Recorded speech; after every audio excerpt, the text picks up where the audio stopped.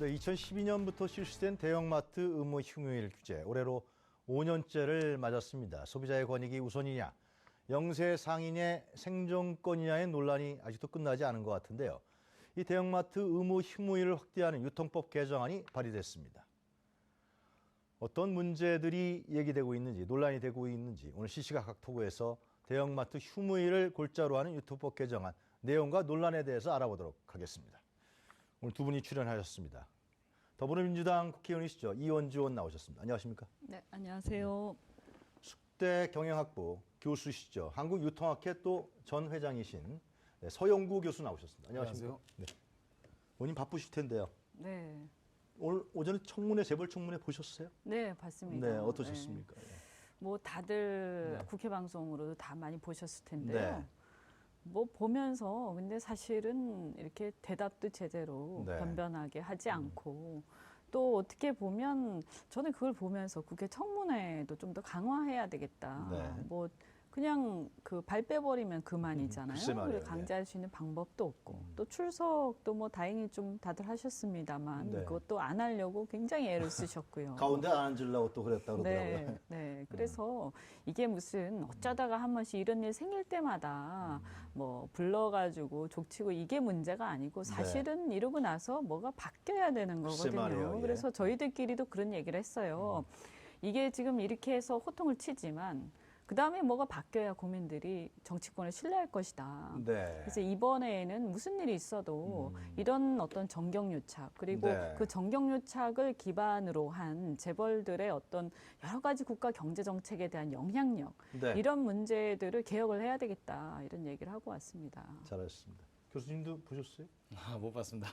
뭐 하실 말씀 없어요? 네. 삼성의 이재용 회장이 제일 많이 증언대에 오르던데 말이죠. 예. 뭐 하여간 우리 재벌 문제가 어제 네. 오늘의 일이가 아닌데 오늘 네. 또 유통 쪽에서도 그래요? 예, 우리 유통산업발전법 이게 개정권도 사실은 재벌 그렇죠. 유통기업에 대한 어떤 뿌리 깊은 어떤 견제 내지는 뭐 불신에서 온 게 아닌가 이런 생각합니다. 네, 자연스럽게 주제를 넘어가 주시네요. 하실 말씀 있으세요? 한 가지 더 말씀을 드리면 네. 지금 정경련 해체 오늘 오늘 이제 그 얘기가 어쨌든 나오더라고요. 그 이재용 회장께서 더 이상 정경련 활동을 하지 않겠다. 돈도 이제 안 내겠다. 네, 이 말씀하셨어요. 잘 말씀하신 것 같고 이 어떤 재벌들이 함께 뭔가 공범 의식을 가지고 하도록 하는 어떤 묘한 그런 분위기가 있거든요. 네. 그래서 이 정경련 해체가 어떤 재벌 개혁의 신호탄 내지는 상징적 의미가 있다라고 생각하고요. 네. 저도 이 해체 촉구 결의안을 냈는데 그래요? 그것이 이제 빠른 시기 안에 국회 본회의에서 통과되도록 네. 그렇게 하겠습니다. 그래요. 오늘 또 재벌 얘기도 나왔는데 네. 또 구체적으로 우리 실생활에서 벌어지고 있는 네. 문제죠. 유통법 개정안, 유통산업발전법 개정안입니까? 의원님께서 발의하신 네네, 내용이 유통산업발전법. 네. 어떤 내용인지 소개를 해주시죠. 네, 우선 그 대형마트나 그 준대규모 점포 이런 대형 네. 유통기업의 그 마트 점포를 지금 등록제로 돼 있습니다. 네. 그래서 이거를 좀 허가제로 허가제. 강화시키자. 허가제는 더 이상 또 까다로워지는 더 이상 거네, 이제 이제. 그만 늘리자라는 거고요. 그 다음에 또 하나는 이제 이게 많이 이제 지금 관심이 있으실 텐데요. 네. 지금까지 이제 한 달에 2번 쉬지 않았습니까? 그죠? 매월 둘째 주하고 네. 넷째 주 일요일이었는데. 네. 이거를 매주 쉬도록 매주 하자. 일요일 날 예, 쉬게 하자. 예. 그 허가제로 하면 어떤 부분들이 이렇게 까다로워지는 겁니까? 뭐 아무래도 어쨌든 심사를 해서 허가를 그 반드시 허가라는 것은 이 행정안청이 예. 그것을 이제 불합격시킬 수도 있는 뭐 거잖아요. 지역 상권의 여러 가지 문제라든가 뭐 그런 게 상황들을. 고려되겠군요. 예, 지금은 그냥 시간만 어느 정도 절차만 밟으면 다 할 수 있거든요. 그래요? 예, 그래서 요건에만 맞으면요. 그래서 이걸 좀 더 까다롭게 절차를 해서 실질적으로 저는 이제 더 이상 하지 말라라는 거죠. 이제 그만하고 더 이상 점포를 늘리지 말아라. 네, 그리고 저는 아주 이 재벌 문제는요, 그냥 적당하게 해가지고는 결코 바뀌지 않는다고 생각합니다. 좀 어떻게 보면 그분들한테는 좀 불편하실 수 있겠지만 굉장히 강력하게 아주 이 결기를 가지고 하지 않으면 결코 바뀌지 않는다. 2번에서 4번은 늘린 것도 그럼 하지 말아라. 그런 의미예요?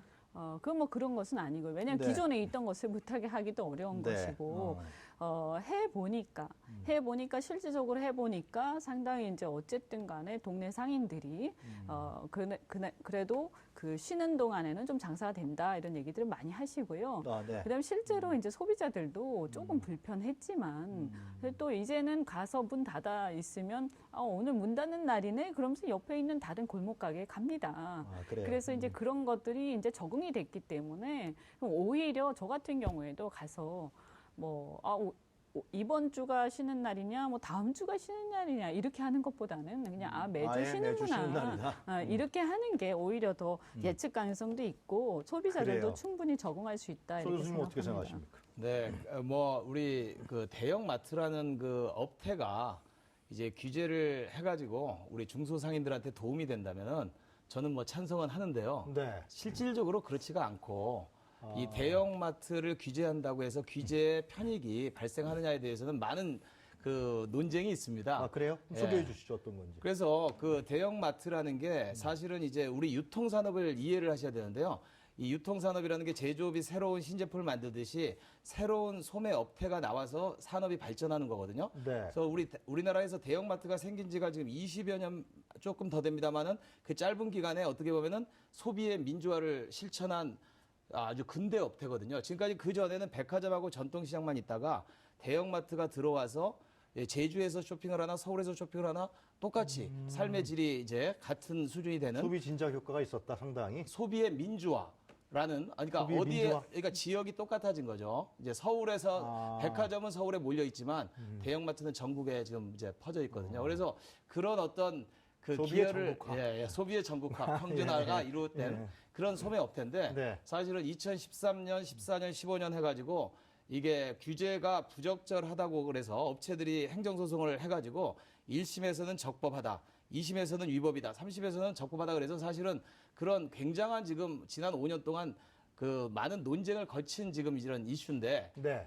저는 이제 그 규제는 이제 어느 정도 된 걸로 생각했는데 이제 다시 규제를 강화하는 쪽에 발의를 하시니까 저는 사실은 굉장히 충격을 받았거든요. 이원주 의원께서 발의한 허가제로 문제한 거하고 두 번에서 네 번 원드린 거는 너무 지금 두 그동안의 번만 규제 해도 충분한데. 다시로 돌아가야 될 것 같은데. 그러니까 시대가 지금 이제 이제 시대를 보시면요. 2012년 이후로 한국의 대형마트도 매출이 전혀 늘고 있지 않습니다. 지금 그래서 가만있어. 이제 알겠고요. 예, 예. 죄송합니다. 네. 말씀 끊은 게 아니고요. 충격을 받으셨다 그러는데 의원님 어떻게 생각하십니까?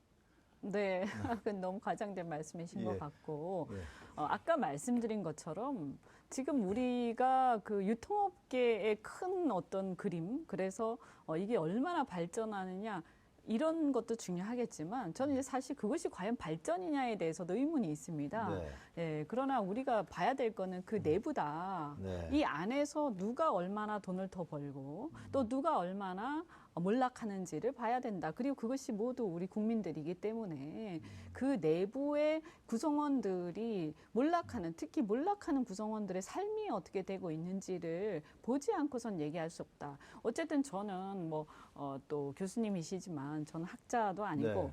저는 유통학회도 아니고 네. 저는 정치인입니다. 저 네. 정치인이라는 것은 뭐냐면 우리의 의무라는 것은 이 국민들, 특히 약자들이 어떻게 살아가고 있는가 이것에 관심을 가져야 되는 것이기 때문에 네. 그리고 같이 함께 살아야 되는 거 아니에요.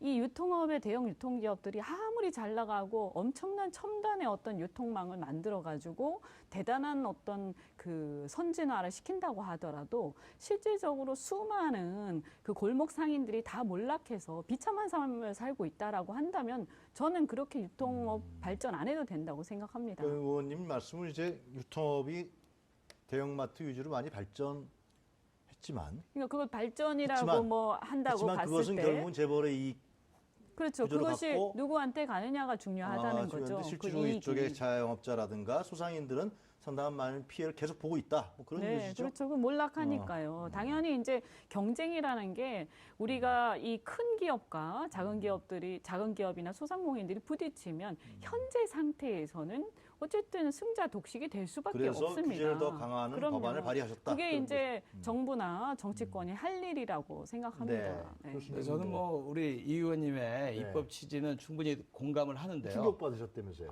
그런데 이제 지금 네. 시장 상황이 그렇지 않다는 거죠. 지금 이제 시장 소비자들이 지금 다 스마트폰으로 그 쿠팡에서 주문을 하는 이제 뭐 옴니 채널의 시대고 이제 스마트폰의 시대가 되지 않았습니까? 네. 그래서 온라인 사실 쇼핑, 온라인 그래서 쇼핑이죠. 예. 이 유통산업이란 건 다양한 소매업체들이 서로 업체 간 경쟁을 하면서 성장을 하는데요.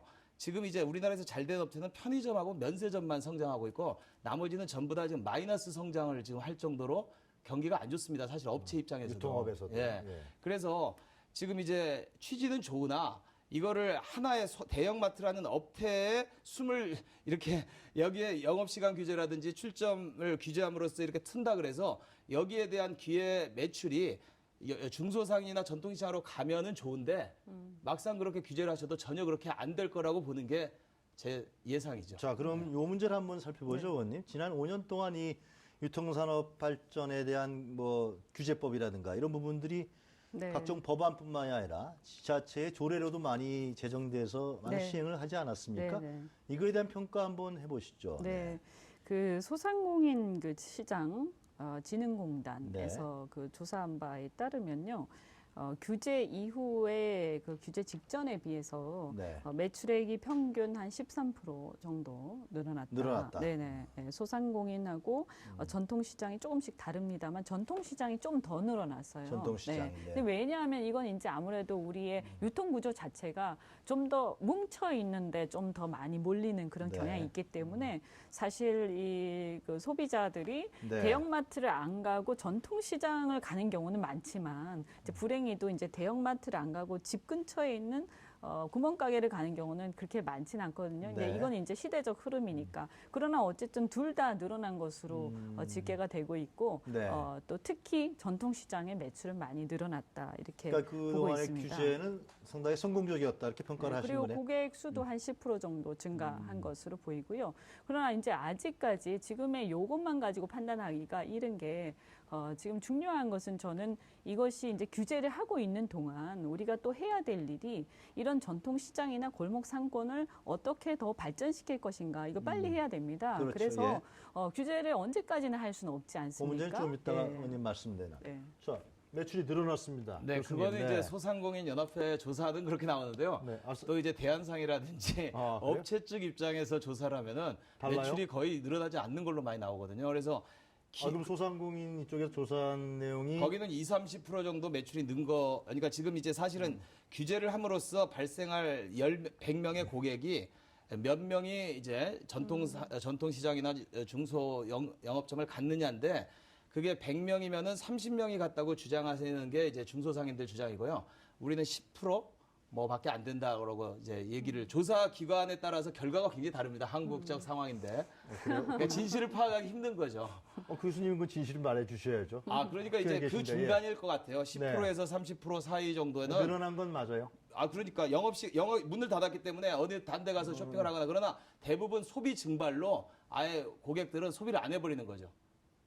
그래서 이런 규제를 때문에 이제 매출이 늘면 좋은데 아예 소비를 안 함으로써 경기는 더 다운되고 전체 매출은 줄어버렸다. 그렇죠. 얘기예요? 전체 시장이 제로섬으로 접근하기 때문에 오히려 마이너스가 돼버리는 효과가 있고요. 이 대형마트 규제 때문에 연 기회 손실은 5조 정도 발생하는 협력업체 매출이 줄고 농어촌 소득이 줄면서 전체 이 손실은 연 5조 정도의 매출이 발생하지 않는다. 이런 식의 또 연구들이 근데 이제 일반적인. 그 기회 매출, 기회 손실이라는 거는 이제 유통마트, 대형마트의 입장에서 기회 손실이란 거고요. 거기 이제 연관된 산업들. 어쨌든 또 그 반면에 골목시장이라든가 이런 데는 또 조금 늘었으니까. 그리고 늘어난 정도는 용역을 어디서 의뢰를 하느냐에 따라서. 신기하네요. 그 이제 질문, 예. 아마 제가 생각할 때는 우리가 여론조사도 그렇지 않습니까? 네. 그래서 질문을 뉘앙스를 어떻게 하느냐. 하느냐. 이래 조금씩 차이는 있다고 봅니다. 그러나 어쨌든 늘어난 것은 분명한 사실이고 또 특히나 최근 들어서 내수 시장 그 경기가 굉장히 침체되어 있는데도 네. 불구하고 그 정도 늘어났으면 그래도 효과가 있는 것은 틀림없다. 그리고 문제는 그러면 이것이 이제 효과가 있다고 했을 때 그 효과가 얼마나 극대화될 것인가 하는 것은 또 우리한테 남겨진 숙제라고 그게 생각합니다. 결국은 이제 교수님 하신 말씀 있으세요? 효과의 경제성인데요. 그 효과가 미미하게 발생하지만 그 효과 때문에 생기는 규제의 어떤 비용이 많이 든다면은 전체 사회적으로는 마이너스가 되는 거죠. 네, 알겠습니다. 그리고 하여튼. 이제 한 가지 더 네. 덧붙여서 네, 말씀드리면 그러시죠. 예. 이게 이제 어떤 업종이냐에 따라 다릅니다. 예를 들어서 우리가 이번 주에 꼭 안 사도 되는 물건이다. 한꺼번에 사면 된다. 그러니까 이 어떤 공산품이라든지 뭐 예를 들어서 뭐 가구라든지 이런 거는 뭐 꼭 자주 사는 게 아니잖아요. 그러면 내가 큰 회사 가서 사고 싶었는데 거기 문 닫았으면 이제 다음 주에 가면 되는 거죠. 근데 생필품이고 그것이 쉽게 부패하는 것일 경우에는 이번 주에 못 사면 또 다른 데 가서 삽니다. 그래서 이 대체 효과라는 것은 그 물품의 종류와 그 물품의 대체 가능성에 따라서 저는 좀 많이 다르게 봐야 된다 이렇게 생각합니다. 네. 품목별도 차이가 있지만 사실은 제가 다른 주제를 못 넘어가겠습니다. 말씀하세요. 상권이 문제인 것 같아요. 그러니까 지금 이제 사실은 이런 입법이 되면은 지금 전국에 똑같이 적용이 될 가능성이 높아지잖아요. 그래서 예를 들어서 뭐 지역구도 있고 그런데 어디? 지역구 상황 광명시 광명시민이 그러니까 밀접하겠네요. 수도권에서는 네. 상당히 효과가 있을 수도 있는데요. 네. 그 서울역 같은 이제 관광 상권에서 일요일날 문을 닫으면은 사실은 이게 그 관광객이라든지 소비자 불편이 막심하거든요. 그래서 이거의 법이라는 게 이제 전국에 똑같이 면세점 한 달에 한 번 쉬는 거 말씀하시는 거예요? 아니, 그러니까 지금 이게 대형점에 대해서 만약 이런 입법이 이걸 되면은 쳐버리면은 더 이게 면세점까지 적용이 되는 놀라운 지금 너무너무 충격적인 지금 뉴스가 백화점도 되는 쉬고 겁니다. 뭐. 예, 지금 이제 상당히 파괴력이 커지고요. 네. 지금 상황에서 지금까지 지난 5년 동안 이 규제 때문에 여러 가지 문제점이 있는데 상권마다 이게 적용이 안 되기 때문에 획일적인 규제 때문에 가져오는 그 여러 가지 소비자 그 불편이라든지 그런 건 굉장히 지금 심각한 상황입니다. 알겠습니다. 하여튼 뭐 대표 발의하신 거죠, 의원님이? 네네. 몇 분이나 하셨어요? 대표 발의 원래 이제 11명이서 공동 발의를 같이 하는 거고요. 저 말고도 비슷한 법을 내신 분들이 이제 꽤 있는 그래요? 것으로 알고 있습니다. 이 문제는 좀 교수님하고 의원님 생각이 좀 다른 것 같은데 하여튼 또 지켜보기로 하고요. 자, 그 의원님이 아까 말씀하셨는데 이런 그 자생력 문제를 얘기하셨는데요. 네네. 이 문제 또 이 법원과 별개로 어떻게 하면 전통시장이라든가 우리 영세 상인들이 어떻게 자생력을 가져갈 것이냐. 이것도 상당히 또 연관성이 있으면서 또 중요한 문제 아니냐 생각하는데 어떻게 보십니까? 네. 우리가 지금 보면 이번에 이 박근혜 최순실 게이트에서 네. 보시다시피 우리 사회의 모든 경제 단체들 이런 것들이 대기업 위주로 돼 있습니다. 네. 정경련, 상공회의소 뭐 이렇게 쭉 돼 있고요. 중소기업 중앙회가 있지만 사실 별 역할을 못 하고 있고. 네. 그래서 중요한 것은 이런 작은 자영업자들을 뭉쳐야 삽니다. 그리고 같이 함께 어떤 시너지를 낼 수 있는 공동구매라든가 어떤 공동의 사업들을 벌이고 또 공동의 리서치도 하고 네. 공동의 기획을 해야 됩니다. 또 왜냐하면 또 요즘에는 아까 말씀드린 것처럼 골목에 있는 구멍가게보다는 어쨌든 많이 모여 있는 데를 가는 그런 소비자들의 취향들도 있기 때문에 네, 그래서요. 그래서 네. 저는 그 골목 상인들이 어떻게든 같이 함께 조합을 구성하고 협동조합을 구성하고 같이 함께 뭔가를 조직화해서 같이 함께 이루어가고 함께 협의하고 그래서 함께 이 공동구매 같은 걸 통해서 공동구매. 그 네. 비용을 낮추고 협동조합. 이런 어떤 고민들을 해야 된다. 그래서 언제까지나 정부한테 기대서 할 수는 없다. 정부가 규제를 하고 또 과감하게 지원을 해주지만 또 정부도 이런 소상공인들이 스스로 자생력 갖춰서 왜 보면 이렇게 큰 어떤 시장들 보면 다 시장도 그렇지만 마트들도 협동조합이 많이 하고 그래요. 있지 않습니까? 네. 그렇게 해서 스스로 살아갈 수 알겠습니다. 있도록 계속 함께 네. 좀 고민을 하고 뭔가를 해내야 된다는 자, 생각이 경영학을 듭니다. 연구하시는 교수님 입장에서 어떻게 보십니까? 그렇습니다. 이제 한국은 이제 지금 이제 영세상인뿐만 아니라 대기업을 포함한 모든 한국 경제가 네. 지금 이제 지금 축소되는 그런 지금 길로 접어들고 있고요. 그래서 결국은 고객 수가 줄기 때문에 그런 일이 벌어지고 있는데 결국은 이 문제도 그 방문객 수를 늘려야 되거든요. 예를 들어서 광명시를 그 광명 시민만 갖고는 광명시 경제가 이제는 계속 마이너스입니다. 네. 광명시에 관광을 가서 외국인이 됐건 내국인이 됐건 방문객 경제를 만들어야만이 되거든요. 그래서 네. 전통시장도 전국의 전통시장 전체는 이제 계속 쇠퇴를 피하지 못하고 있지만 속초라든지 뭐 제주시의 동문시장이라든지 이런 관광시장은 잘 되고 있거든요. 매출이 계속 늘고. 그래서 전통시장은 이제 관광시장으로 이제 DNA를 바꿔야 되는데 그럴 때 이제 정치권의 노력이라든지 뭐 여러 가지 그 텍스라든지 뭐 효과 이제 지원을 해줘야 되고 네. 그러지 않아도 대형마트는 가만히 둬도 지금 매출이 늘지 않고 있고요. 출점 점포 수가 4년 동안 지금 크게 늘지 않고 있습니다. 이미 그러니까 이런 대형마트를 목을 죄가지고 중소상인의 그 매출이 는다는 거는 70세 노인이 60세 노인을 전통시장 같은 모자라게 경우는 관광산업의 하나의 한 육성책으로 보는 것도 하나의 중요한 방법이다. 그렇죠. 자생성을. 청년 일자리도 예. 마찬가지고요. 하여튼